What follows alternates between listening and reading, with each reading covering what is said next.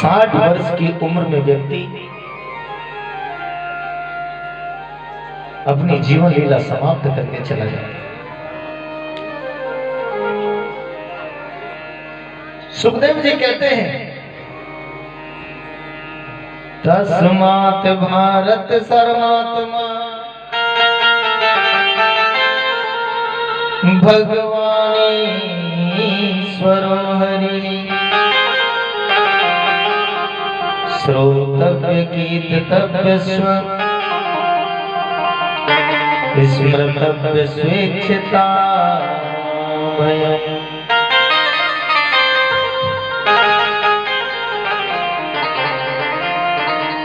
सूरज जल्दी मरने वाले को तो परीक्षित एक ही काम करना चाहिए, और वो क्या? श्वास श्वास पे कृष्ण भजे श्वास जने को, श्वास श्वास पे कृष्ण भजो वृथा श्वास मत को, ना जाने या श्वास भी आवन होए न होए देवैया, आवन होए न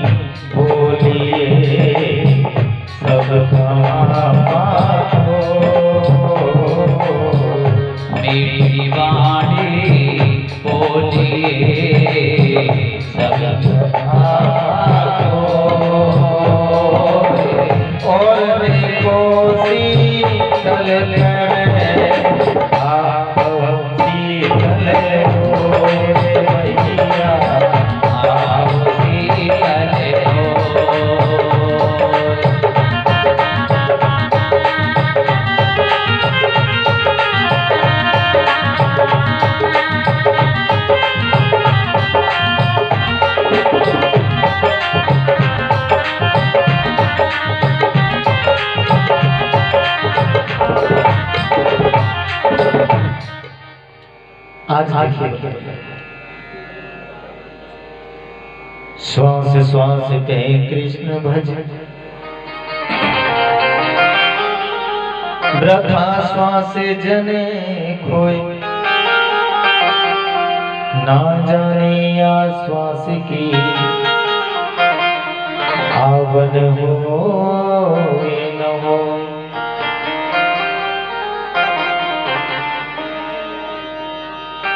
सुखदेव जी कहते हैं, परीक्षित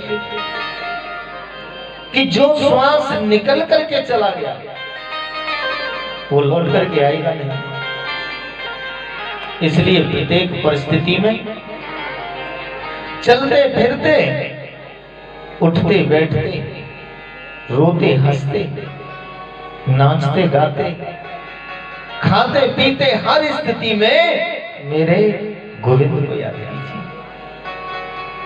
और मानस में तुलसीदास जी ने लिखा है, कर से करम करो बेदीदान, मन राखो जा कृपा निधान।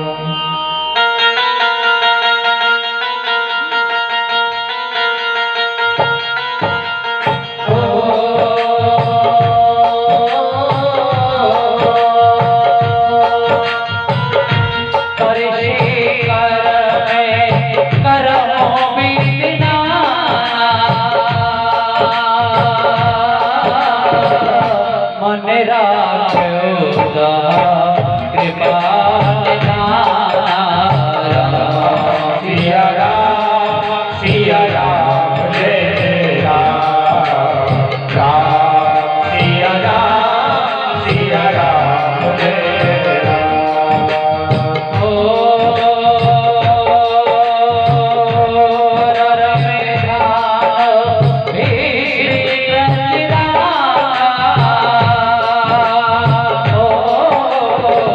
जो जसे करे सो तसे फल चारा। सिया राम सिया राम जय राम राम सिया राम जय राम। कर से कर्म करो विदना मन राखो जहाँ कृपा निधाना।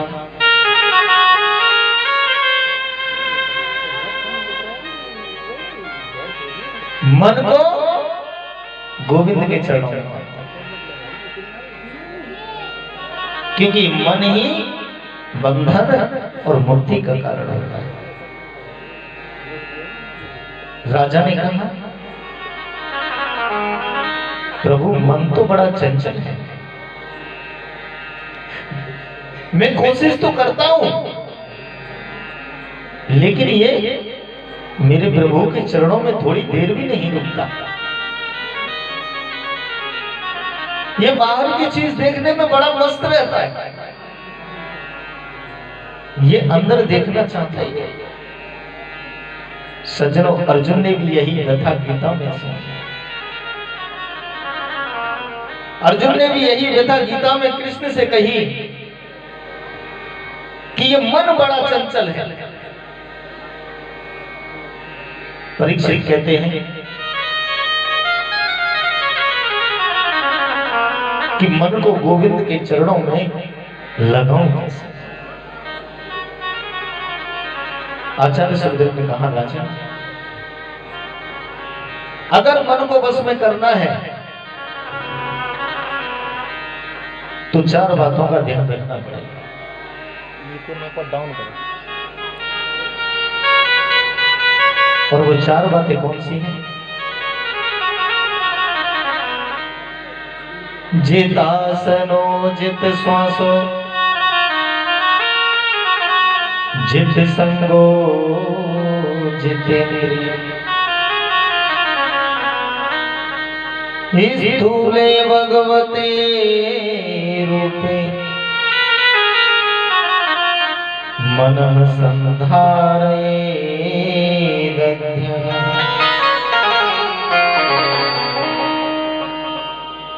मन को जीतना है तो पहले आसन को जीतना।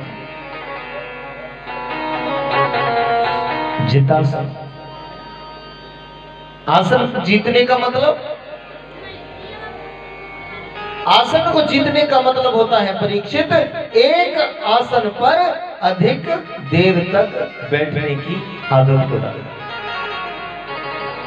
ये नहीं कि भागवत जी की आरती शुरू हुई तो आ गए और 5 मिनट बैठे नहीं कि फिर चल दिए। आप सत्य समझना, अगर मन पर विजयश्री को प्राप्त करना है तो तुम्हें सबसे पहले आसन को जीतना पड़ेगा।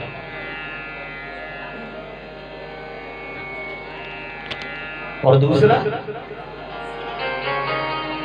जित श्वास, प्रातः जल्दी उठना चाहिए।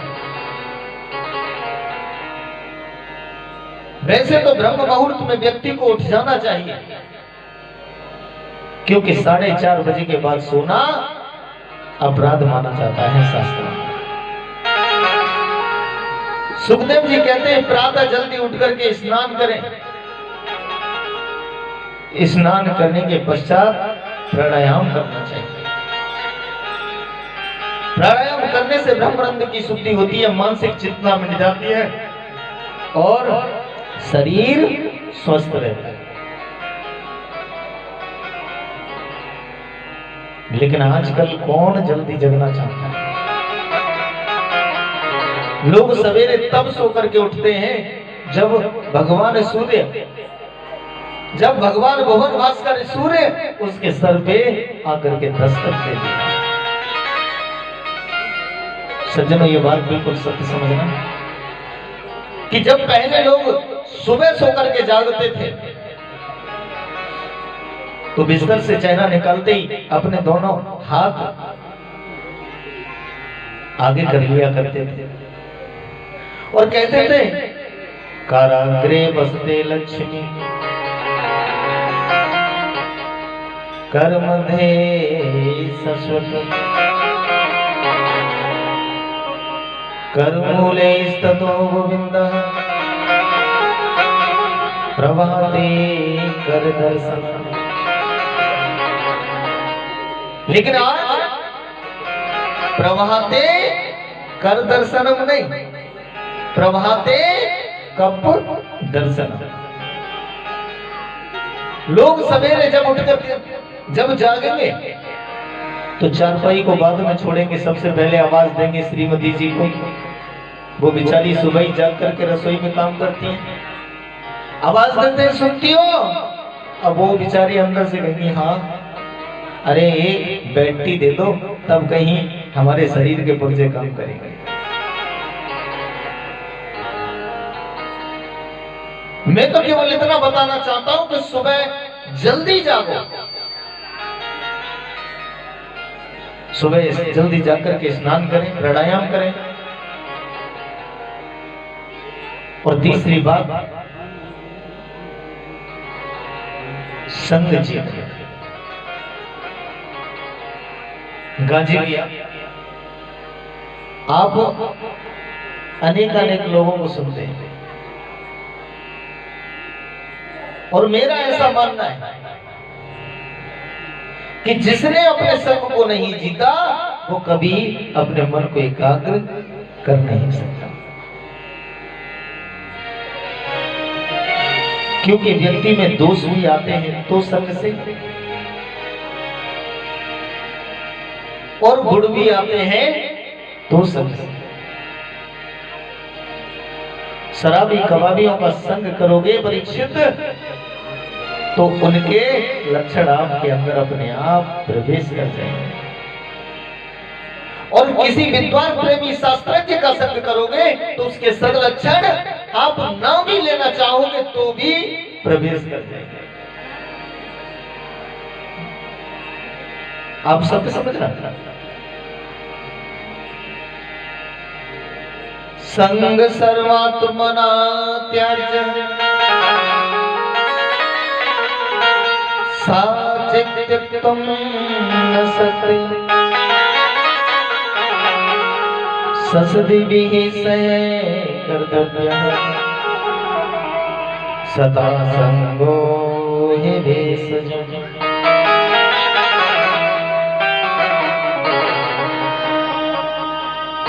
मैं तो केवल इतना बताना चाहता हूं कि बेटा संग को हमेशा त्यागने का प्रयास करना चाहिए। बुरे आदमी का संग मिले ऐसा कभी प्रयास मत करो। संग करना है तो विद्वानों का, संतों का करना, क्योंकि सत्संग ही भवसागर से पार उतारने की एक मात्र नौका है, एक औषधि है। सच अलरंग के जीवन में उसके जीवन को एक ही मंत्र ने संवार दिया।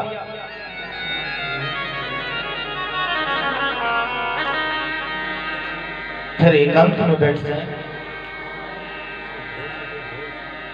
उसका जीवन आदर्श बन सकता है। स्थिर रूप से भगवान का चिंतन करें,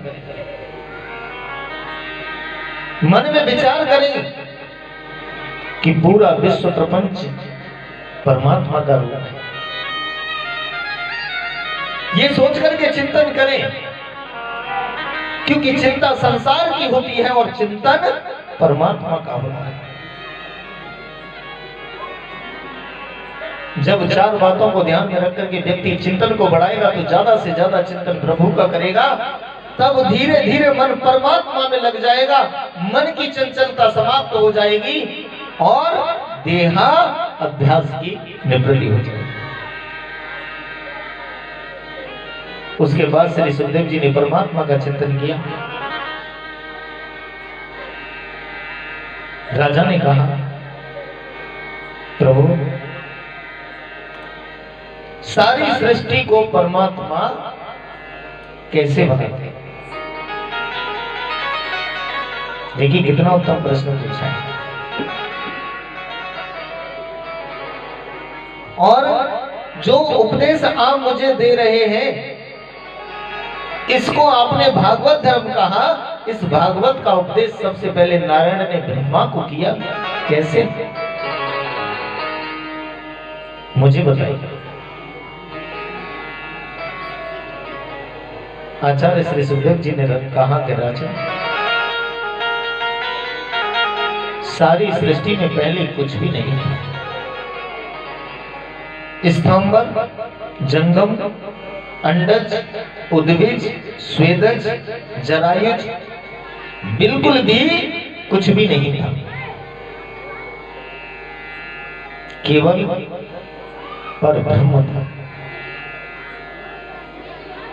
एक बार परब्रह्म के मन में विचार आया कि मैं एक से अनेक हो जाऊंगा। तो देखो, पहले उस पर ब्रह्म ने जल का निर्माण किया। सच में अब संस्कृत में जल का अर्थ होता है नार। नार माने जल, जल माने नार। अब उस नार में उन्होंने एक अयन बनाया, रहने के लिए जगह बनाई शेषनाग के द्वारा। अयन कहते हैं संस्कृत में। अयन का मतलब हिंदी में होता है, अयन माने मकान। अपने लिए रहने के लिए एक जगह बनाई। अब वो परब्रह्म मन में विचार करने लगे कि मैंने निर्माण तो कर दिया, लेकिन इस जगह का नामकरण क्या करूं? आज वो परब्रह्म परमात्मा मन में विचार करने लगे कि नार माने जल और अयन माने मकान। इन दोनों शब्दों के बीच में संधि है, संधि विच्छेद है। तो उन दोनों शब्दों को उन्होंने एक साथ जोड़ दिया और जब उच्चारण किया तो नाम निकल करके आया नारायण।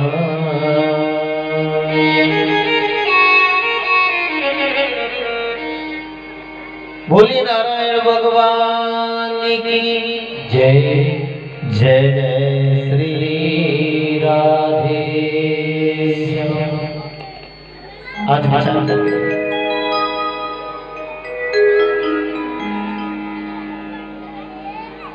और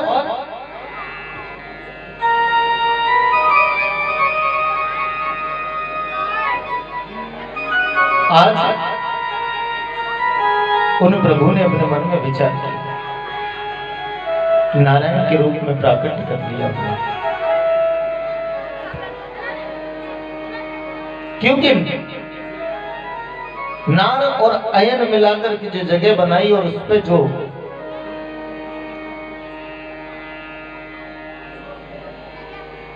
विश्राम करता है उसका नाम नारायण पड़ गया। लेकिन नारायण ने सोचा कि अभी भी मैं अकेला हूं। अगर मैं एक से अनेक हो जाता तो कैसा लगता? बड़ा ही अच्छा मुझे लगता। तो नारायण की नाभि से एक कमल का फूल निकला सोचा, और कमल के फूल के ऊपर 4 मुख वाले ब्रह्मा जी का प्राकट्य हो गया। बोलिए ब्रह्मा बाबा की। सज्जनों, ब्रह्मा जी के 4 मुख हैं, इसलिए उन्हें मुंह घुमा करके देखने की आवश्यकता नहीं पड़ती। उन्हें तो 10 दिशाओं की चीज एक साथ दिखाई दे जाती है। लेकिन ये दिखाई नहीं दिया कि मैं कौन हूं और मैं आया कहां से हूं। उन्होंने दूर दूर तक दृष्टि डाल करके देखा, कुछ भी दिखाई नहीं दिया। केवल चारों तरफ जल ही चले। ब्रह्मा जी को यह पता नहीं चला कि मैं आखिरकार यहां प्रकट कैसे हो गया।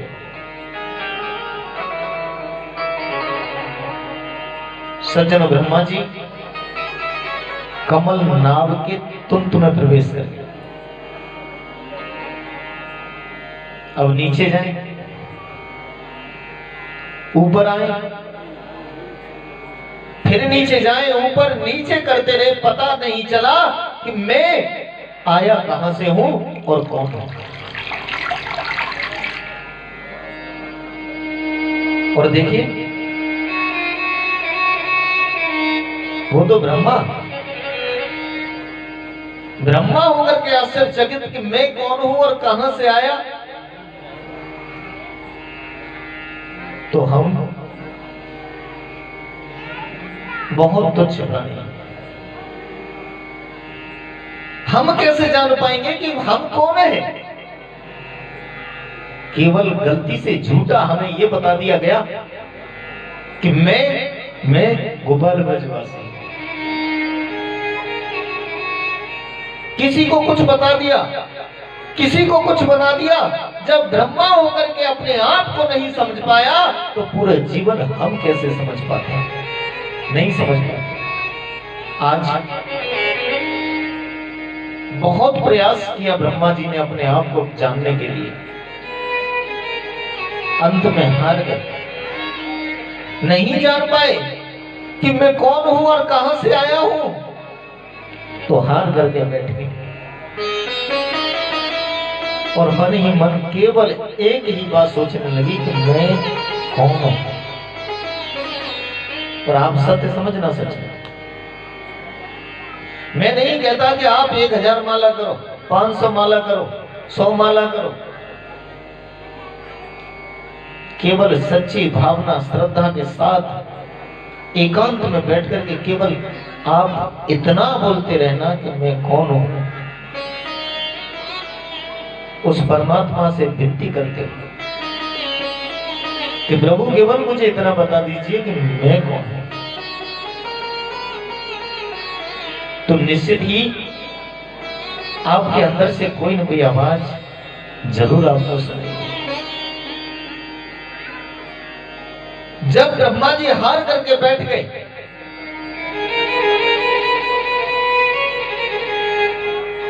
तो ब्रह्मा जी को 2 वर्ण सुनाई दिए।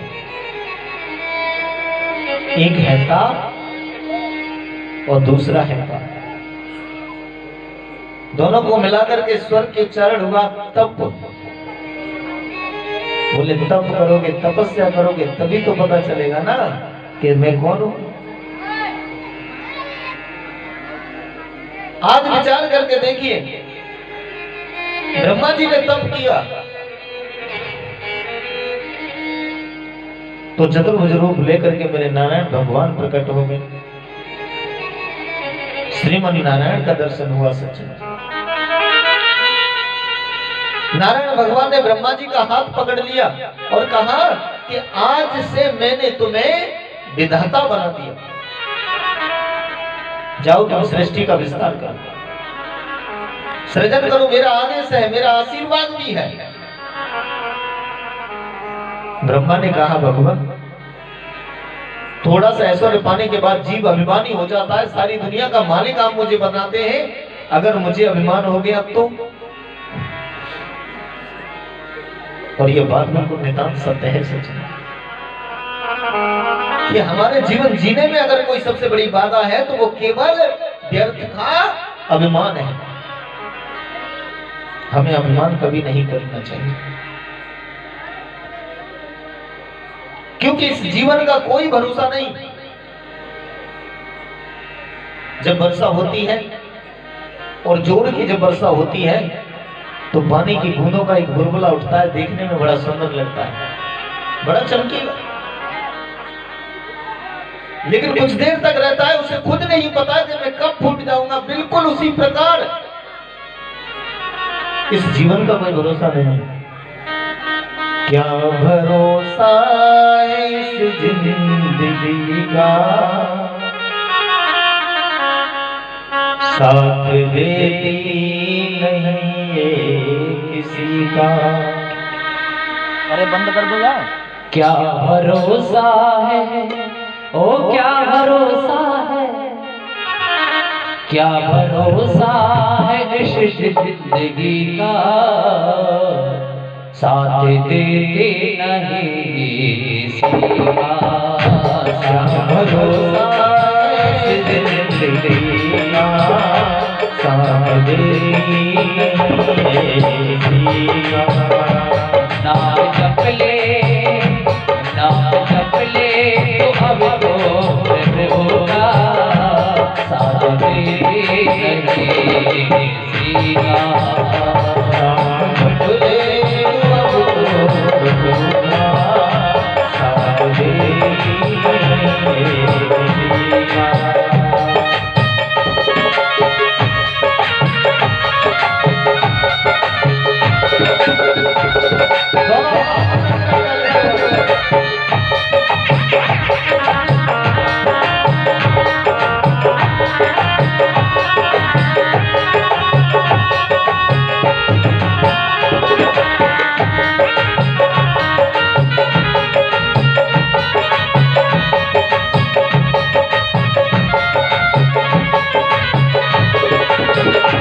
सांस रुक जाएगी चलते चलते, क्षमा मुझ जाएगी चलते चलते।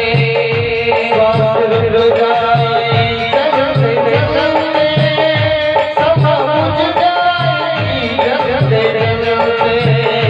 सांस रुक जाएगी चलते चलते, क्षमा मुझ जाएगी चलते चलते। तुमने कल जाएगा, तुमने कल जाएगा रोशनी का, साथ देती नहीं किसी का। क्या भरोसा है जिंदगी का, साथ देती नहीं किसी का।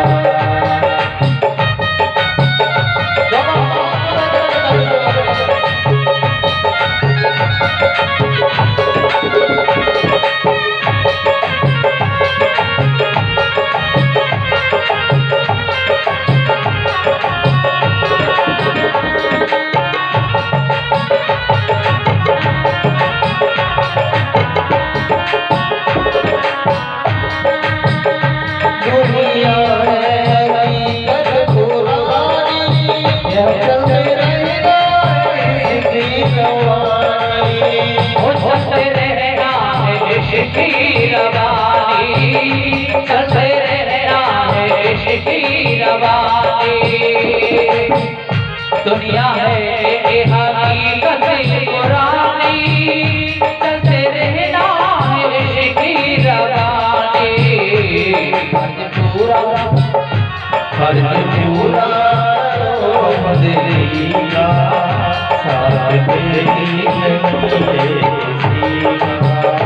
क्या भरोसा है इस जिंदगी का, साथ देते नहीं किसी का। भरोसा है जिंदगी का, साथ देती नहीं किसी का। श्यामा